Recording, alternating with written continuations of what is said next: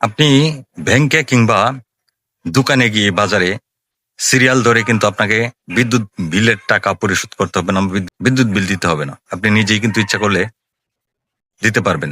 যদি আপনার একটি বিকাশ অ্যাকাউন্ট থাকে, বিকাশের মাধ্যমে কিভাবে বিদ্যুৎ বিল পরিশোধ করবেন এই ভিডিওতে তা দেখানো হবে।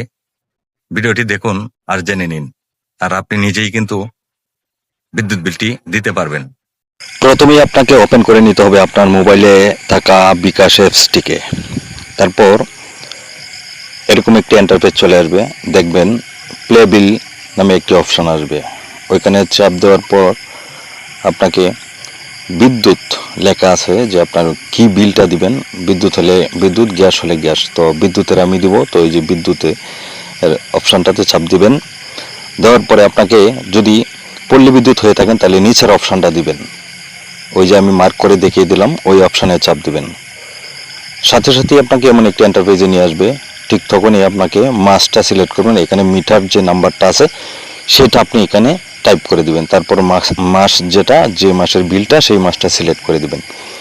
তারপরে পরবর্তী বাটনে চাপ দিবেন।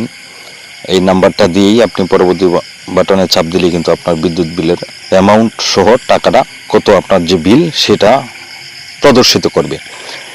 তারপরে এই যে দেখেন আমার বিদ্যুৎ বিলের অ্যামাউন্টটা হচ্ছে এক মাসে এত। তারপর আপনাকে পরবর্তী অপশানে গেলে আপনার পিন নাম্বার দিতে হবে।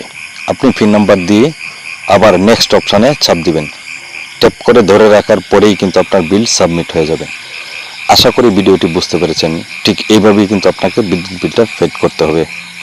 তারপর দেখেন আমি যে বিদ্যুৎ বিলটা পেড করছি এর একটা টোকেন বা আপনার যে ট্রানজ্যাকশন আইডিটা সেটা আমাকে দিয়ে দিছে, অর্থাৎ আমার বিলটা সফলভাবে সাবমিট হয়েছে বা দিতে পেরেছি। এই যে দেখতে পাচ্ছেন আমি মার্ক করে দেখিয়েছি। ভিডিওটি ভালো লাগলে শেয়ার করে দেবেন এবং চ্যানেলটি সাবস্ক্রাইব করে